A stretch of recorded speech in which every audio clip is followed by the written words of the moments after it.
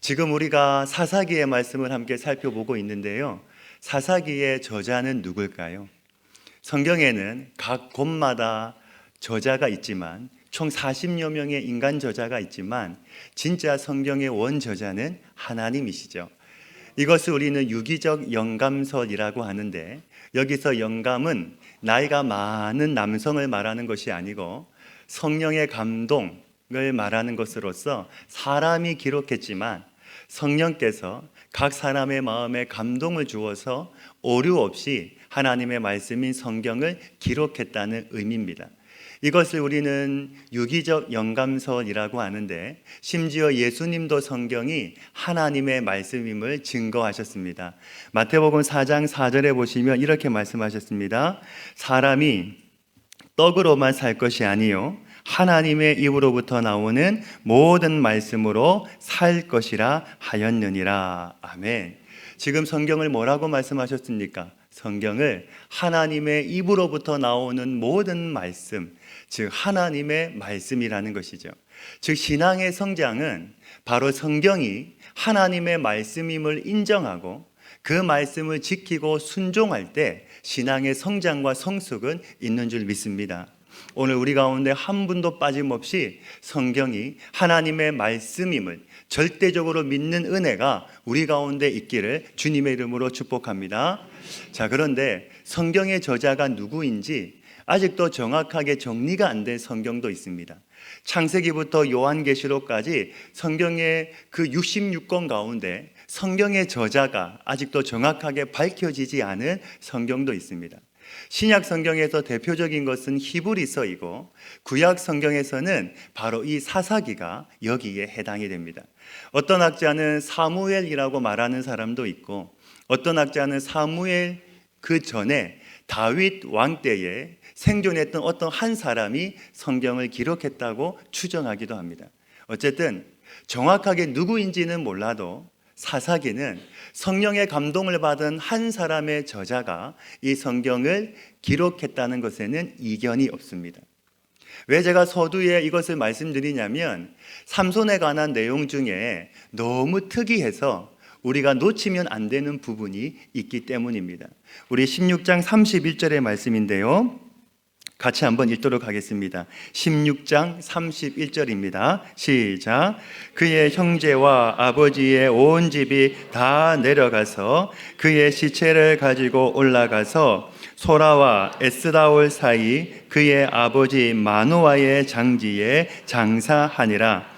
삼손이 이스라엘의 사사로 20년 동안 지냈더라. 아멘. 마지막에 보시면 삼손이 이스라엘의 사사로 20년을 지냈다고 말씀하고 있는데, 이상한 점은 이 말씀이 한 군데 더 나오고 있다는 겁니다. 15장 20절 말씀을 보시면 마지막에 삼손이 이스라엘의 사사로 20년 동안 지냈더라 고 말씀합니다.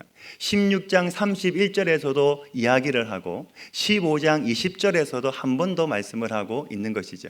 지금 삼손이 이스라엘의 사사로 20년 동안 지냈다고 하는 것을 몇 군데서 강조하고 있습니까? 두 군데서 강조하고 있습니다. 좀 이상하지 않으십니까? 원래 이 표현은 한 사람의 모든 행동이 다 마쳤을 때 사용되는 표현입니다. 더 이상 그 사람의 행전, 더 이상 그 사람의 행적을 기록할 필요가 없을 때 그때 마지막으로 쓰는 문장이 바로 이 표현입니다.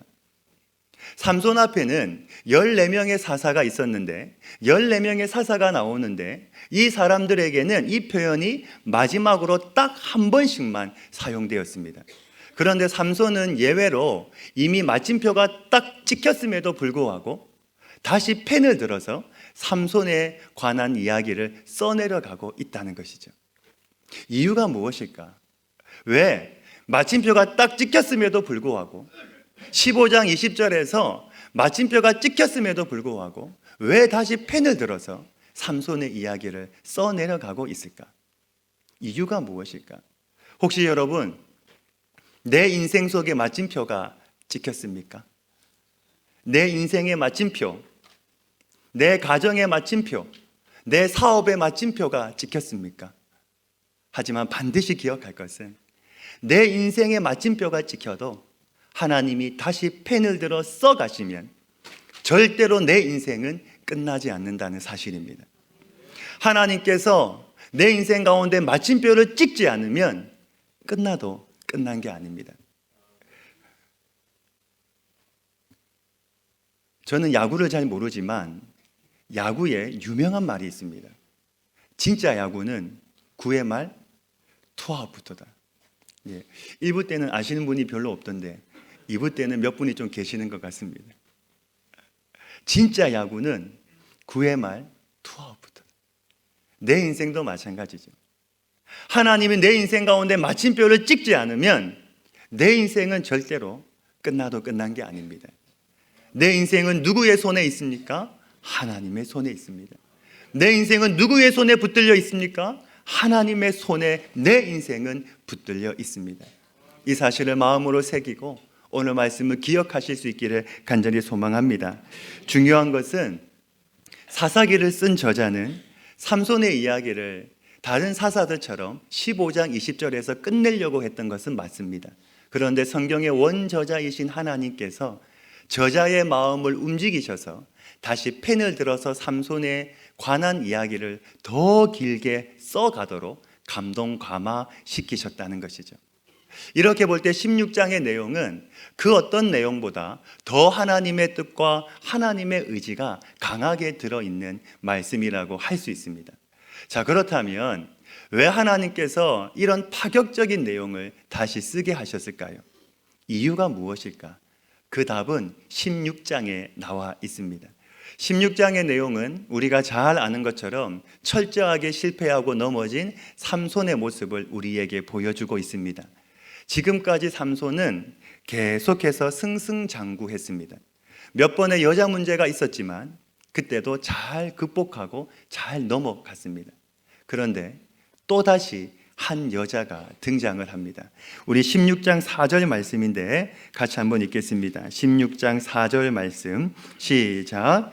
이후에 삼손이 소렉 골짜기에 들릴라라 이름하는 여인을 사랑하매. 아멘. 자, 그런데 16장에서 강조하고 있는 삼손의 모습이 하나 있습니다. 바로 앞에 말씀 16장 3절 말씀을 보시면 삼손이 밤중까지 어떻게 해요? 누워 있다가. 지금 성경이 삼손의 모습을 우리에게 무엇을 보여주고 있냐면 삼손의 누워 있는 모습을 우리에게 보여주고 있습니다. 이 말씀이 19절에도 또 한 번 등장을 합니다. 우리 16장 19절 말씀 같이 읽겠습니다. 시작. 들릴라가 삼손에게 자기 무릎을 베고 자게 하고 사람을 불러 그의 머리털 7가닥을 밀고 괴롭게 하여 본즉 그의 힘이 없어졌더라. 아멘. 자, 여기도 보면 삼손의 누워있는 모습을 우리에게 보여주고 있는데 지금 16장에서의 삼손의 모습은 어떻습니까? 계속해서 누워있는 삼손의 모습입니다. 지금 누워있는 삼손의 모습을 우리에게 계속해서 보여주고 있는 것입니다. 왜 이게 중요한가?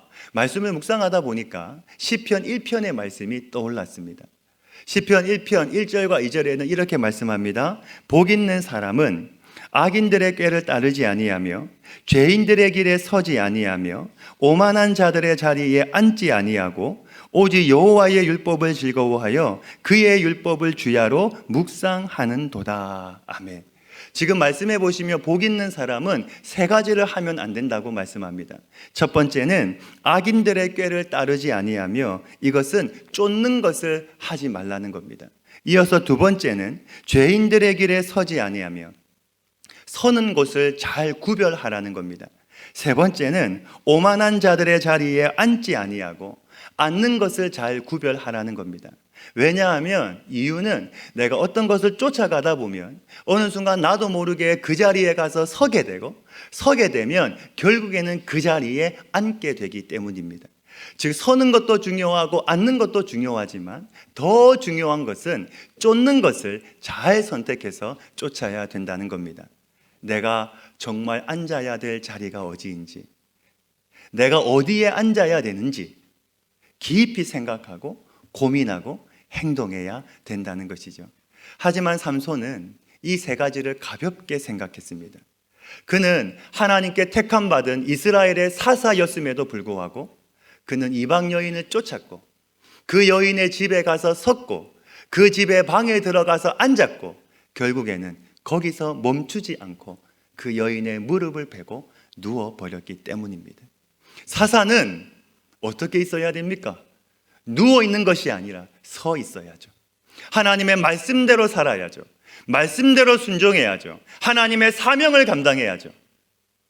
그런 사람이 하나님이 세우신 사사임에도 불구하고 삼손은 서 있는 것이 아니라 16장에서 그의 모습은 계속해서 누워있는 모습을 우리에게 보여주고 있는 것입니다.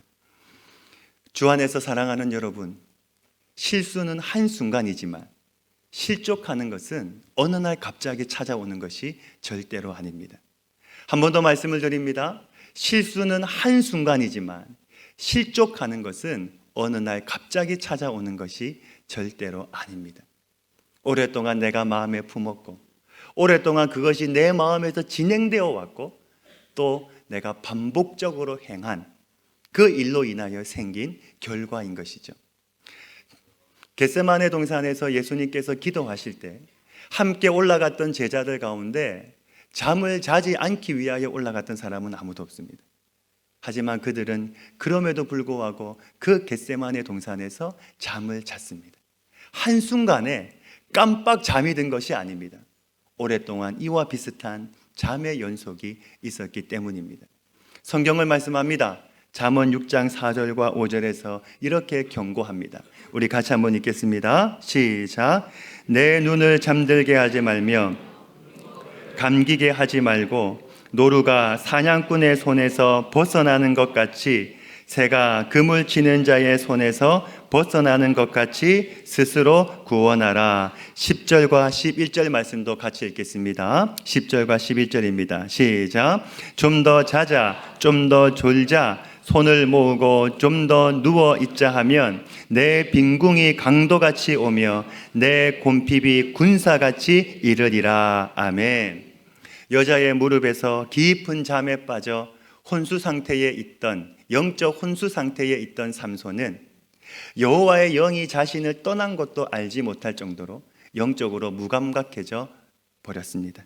급기야 결국에는 머리가 밀리고 두 눈이 뽑히고 그리고 감옥에서 맷돌을 돌리는 비참한 인생이 되고 말았습니다. 이제 삼손의 인생은 완전히 끝난 것 같습니다.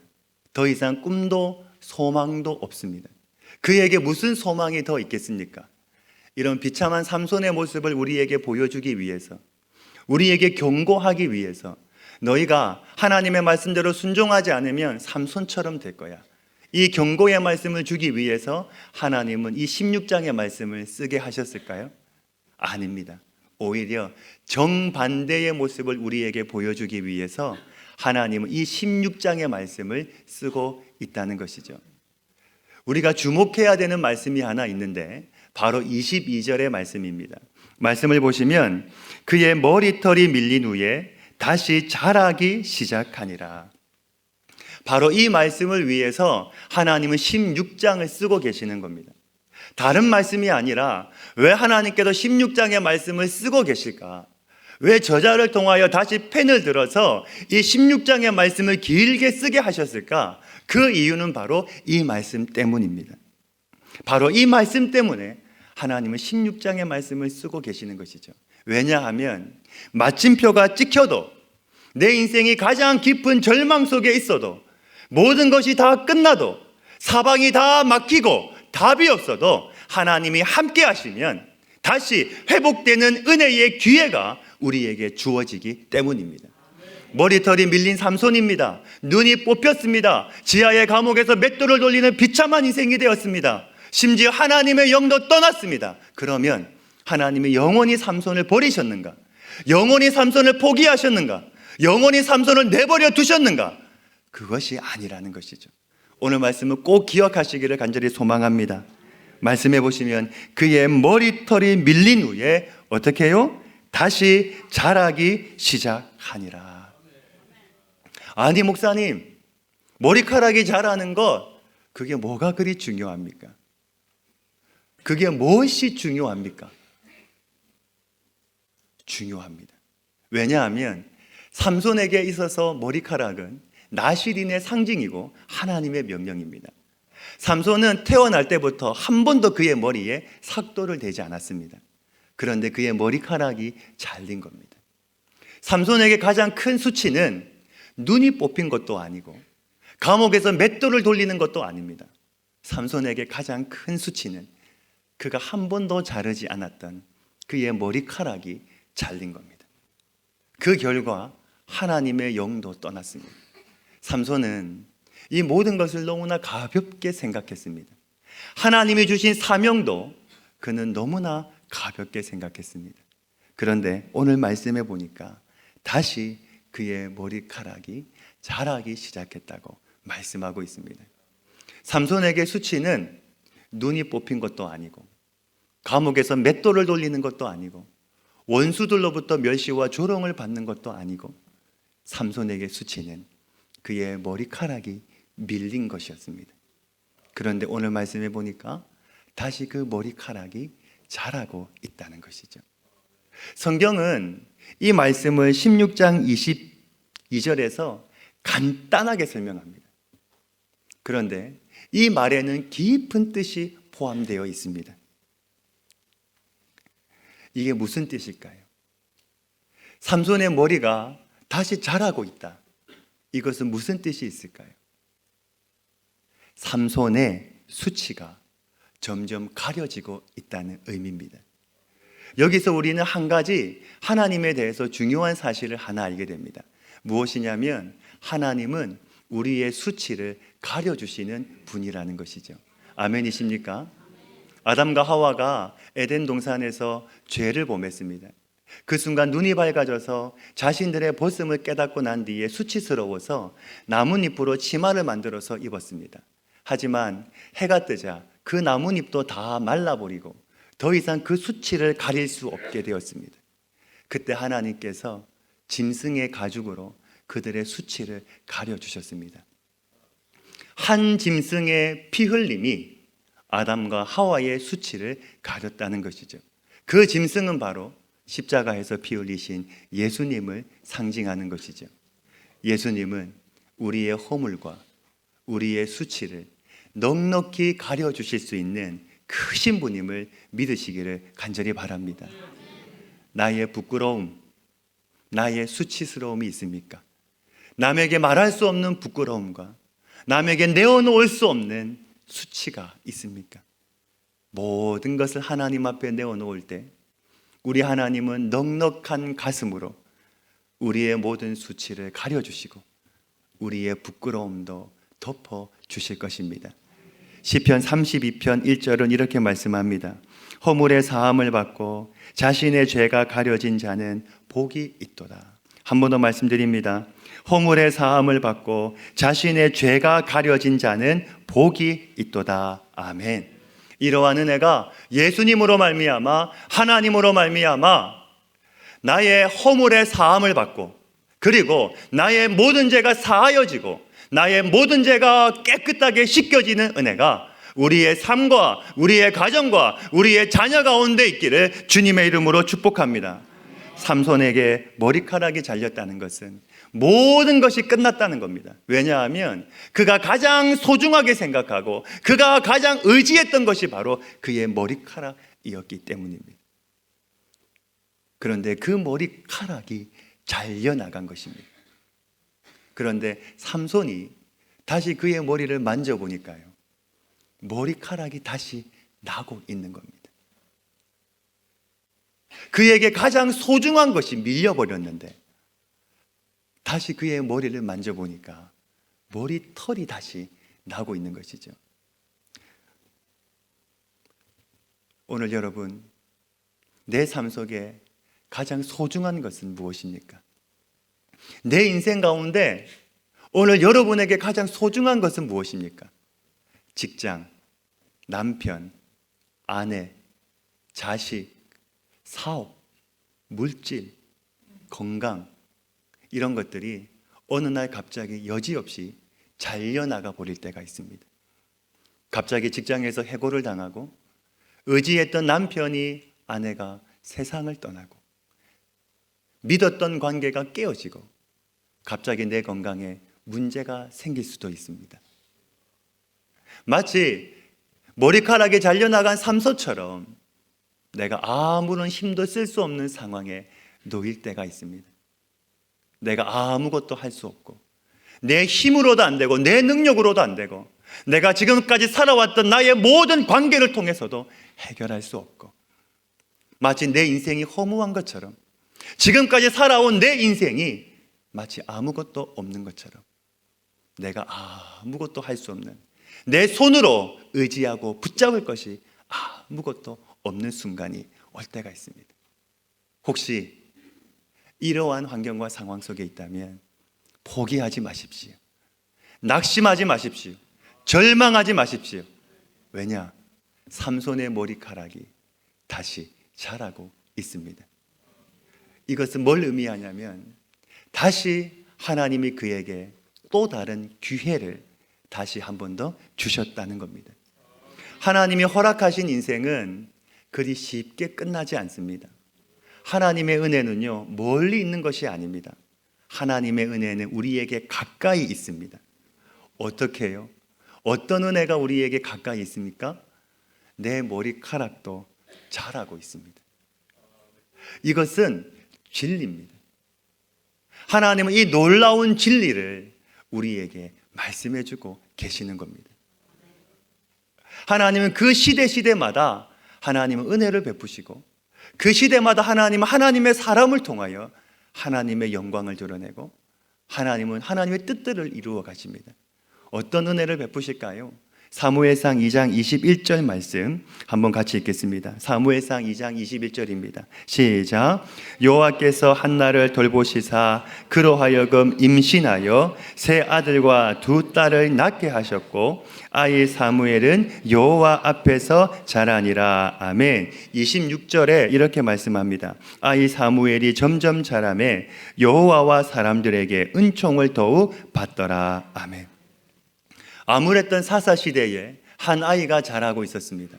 바로 사무엘입니다. 이스라엘 백성들에게 있어서 사무엘은 그 자체가 희망이었습니다. 사무엘이 자란다고 하는 것은 뭘 의미하냐면 그 시대 속에서 하나님은 여전히 일하고 계신다는 겁니다. 하나님의 시간표대로 하나님은 그들에게 은혜를 베풀어주고 계신다는 겁니다.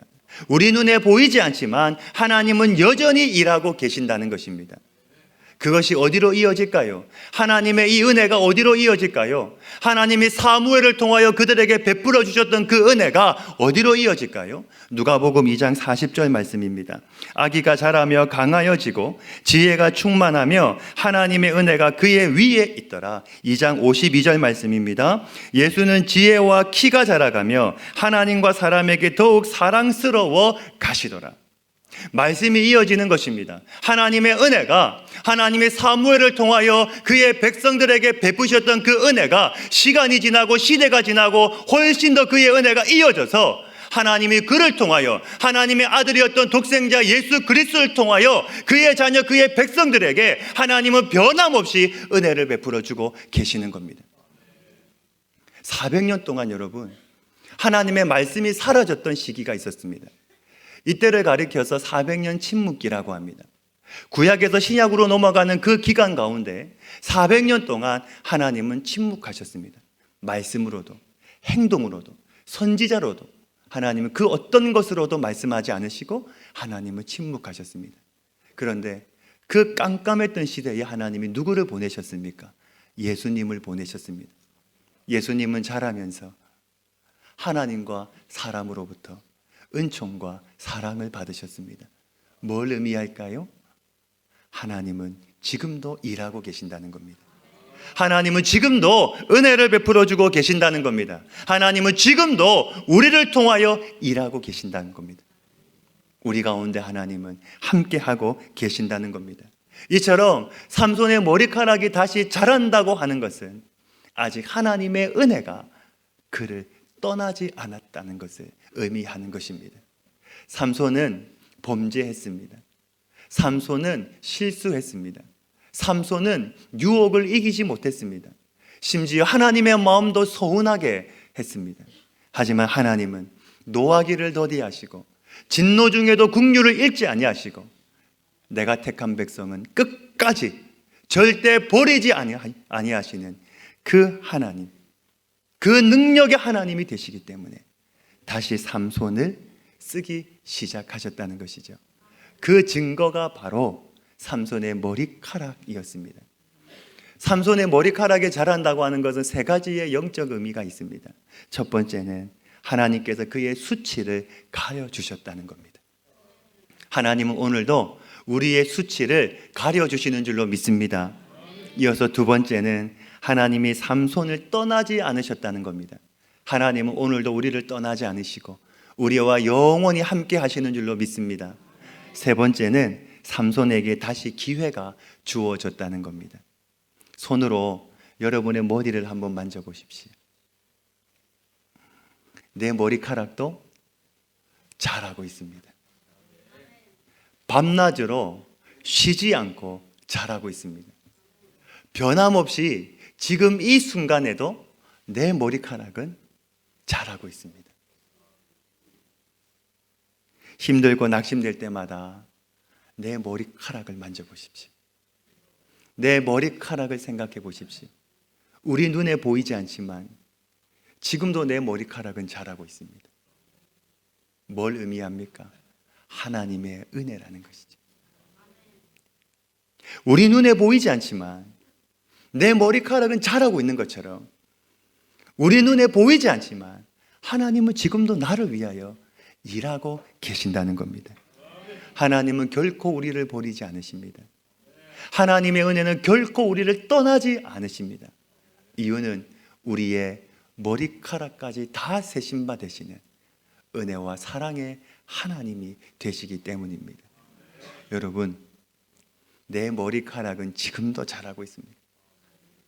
내가 물을 준 것도 아니고 내가 머리를 위하여 뭔가 한 것도 아닌데 내 머리카락이 자라고 있다는 것은 하나님의 은혜가 나에게 있다는 겁니다.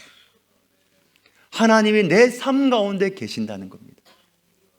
그 하나님이 나를 위하여 일하고 계신다는 겁니다. 머리카락이 많지 않아도 괜찮습니다. 머리카락이 적어도 괜찮습니다. 많고 적고의 양이 아니고 지금도 내 머리카락은 자라고 있다. 하나님의 은혜가 나에게 있다는 것이죠. 하나님이 말씀하십니다. 이사야 41장 8절부터 10절까지의 말씀인데 우리 같이 한번 읽도록 하겠습니다. 이사야 41장 8절부터 10절입니다. 시작. 그러나 나의 종 너 이스라엘아, 내가 택한 야곱아, 나의 벗 아브라함의 자손아, 내가 땅 끝에서부터 너를 붙들며 땅 모퉁이에서부터 너를 부르고 내게 이르기를 너는 나의 종이라 내가 너를 택하고 싫어하며 버리지 아니하였다 하였노라. 두려워하지 말라. 내가 너와 함께함이라. 놀라지 마라. 나는 내 하나님이 됨이라. 내가 너를 굳세게 하리라. 참으로 너를 도와주리라. 참으로 나의 의로운 오른손으로 너를 붙들리라. 아멘. 하나님이 말씀하시는 겁니다. 얘야, 두려워하지 마라. 내가 너와 함께한다. 얘야, 놀라지 마라. 나는 내 하나님이 된다. 내가 너를 굳세게 한다. 참으로 내가 너를 도와줄 거다. 참으로 나의 의로운 오른손으로 너를 붙들어 줄 거다. 성경에서 오른손은 하나님의 능력, 하나님의 권능을 상징합니다. 그 하나님이 능력과 권능의 손으로 나를 붙들어 주신다는 겁니다. 힘들 때마다 머리에 손을 얹고 오늘도 내 머리카락은 자라고 있다. 오늘도 하나님은 나와 함께 하신다. 내 삶에 은혜를 베풀어 주신다. 여러분, 하나님의 은혜가 보이지 않을 때마다 하나님이 나와 함께 하시나? 그 하나님이 내 삶에 은혜를 주시나? 하나님이 나를 사랑하시나? 그 하나님의 마음이 의심이 들 때마다, 내 마음이 흔들릴 때마다 여러분, 여러분의 머리카락을 보십시오. 머리카락은 자라고 있습니다. 저 같은 경우에도 한 달에 한 번씩 미용실에 가거든요. 한 달에 한 번씩 간다는 것은 머리카락이 자란 거 아닙니까? 하나님이 내 삶 가운데 함께하기 때문에 내 머리카락도 자라고 있는 겁니다. 하나님은 내 인생을 붙들어주고 계시기 때문에 내 머리카락은 지금도 자라고 있는 겁니다. 삼손의 머리가 밀렸습니다. 그런데 삼손의 머리카락이 다시 나고 있습니다. 삼손이 그 깜깜한 감옥에서 그가 그의 머리를 만져보니까 머리카락이 나고 있는 겁니다. 그 순간에 삼손이 깨닫게 된 것이 있습니다. 아, 아직도 하나님의 은혜가 나를 떠나지 않았구나. 아직도 내 인생은 끝나지 않았구나. 이 사실을 깨닫고 난 뒤에 삼손이 뭘 했을까요? 하나님 앞에 회개하지 않았겠습니까? 철저하게 자신의 잘못을 뉘우치고 회개하고 하나님 앞에 엎드렸을 겁니다. 몸이 성할 때는 영적으로 어두워서 보지 못했던 그 하나님의 임재를 눈이 뽑히고 나니까, 육신의 눈을 잃어버리고 나니까, 육신의 눈이 어두워지고 나니까 그때야 비로소 영적인 눈이 열리게 된 것이죠. 그 순간에 삼손에게는 진짜 믿음이 생겼습니다. 믿음은 하나님을 생각하는 것입니다. 어떤 환경과 상황 속에 있을지라도 하나님을 생각하는 것이 바로 믿음입니다. 아름다운 꽃이 피어있는 평탄한 길을 갈지라도 내가 그 속에서 교만하지 아니하고 감사하면서 하나님을 생각할 수 있는 것, 그것이 바로 믿음이고, 반대로 내가 가시밭길처럼 힘든 길을 갈지라도 그 속에서도 하나님을 생각할 수 있는 것이 바로 믿음입니다. 하나님은 선한 뜻이 있을 거야. 하나님은 모든 것을 합력하여 선을 이루시는 분이기 때문에 지금 내가 처한 이 상황 속에서도 하나님은 깊은 뜻이 있을 거야. 이렇게 하나님을 생각하는 것이 바로 믿음입니다. 삼손의 삶은 솔직히 모범적인 삶은 아닙니다. 하나님의 자녀로도 사사로도 거룩하지 못했습니다. 사명을 위해서 목숨 걸고 충성을 다하지도 못했습니다. 어쩌면 이 삼손의 모습이 오늘 우리의 모습이지는 않습니까? 하나님의 자녀로 거듭나고 구원받았음에도 불구하고 여전히 세상에 마음을 두고 살아가는 우리의 모습이 이 삼손의 모습과 비슷하지는 않습니까? 하지만 중요한 것은 삼손은 그 상황 속에서 다시 하나님이 그에게 사인을 주셨을 때 그는 하나님을 생각하고 하나님을 바라보고 하나님을 붙잡았기 때문에 아브람과 이삭과 야곱과 모세처럼 믿음의 반열에 올라서고 오늘 성경을 통하여 우리는 이 삼손을 믿음의 사람으로 만날 수 있는 것이죠. 하나님은 믿음의 사람을 결코 버리지 않으십니다. 결코 하나님은 믿음의 사람을 실망시키지 않으십니다. 우리 마지막으로 16장 28절 말씀 같이 한번 읽겠습니다. 사사기 16장 28절입니다. 시작. 삼손이 여호와께 부르짖어 이르되 주 여호와여 구하옵나니 나를 생각하옵소서. 하나님이여 구하옵나니 이번만 나를 강하게 하사 나의 두 눈을 뺀 블레셋 사람에게 원수를 단번에 갚게 하옵소서 하고. 아멘. 여기에 중요한 표현이 있는데 바로 나를 생각하옵소서입니다. 하나님이 생각해 주시는 것이 은혜입니다. 믿음의 사람들에게는 이 생각하사의 은혜가 있습니다. 하나님이 한나를 생각하셔서 그에게 사무엘을 주셨고, 하나님이 아브라함을 생각하셔서 그의 조카 롯을 구원해 주셨고, 하나님이 히스기야를 생각하셔서 그에게 15년의 인생을 덤으로 주셨습니다. 하나님은 우리를 생각하셔서 우리에게 구원의 은혜를 선물로 주셨고, 하나님은 우리를 생각하셔서 우리에게 이 한날의 삶을 허락하여 주셨습니다.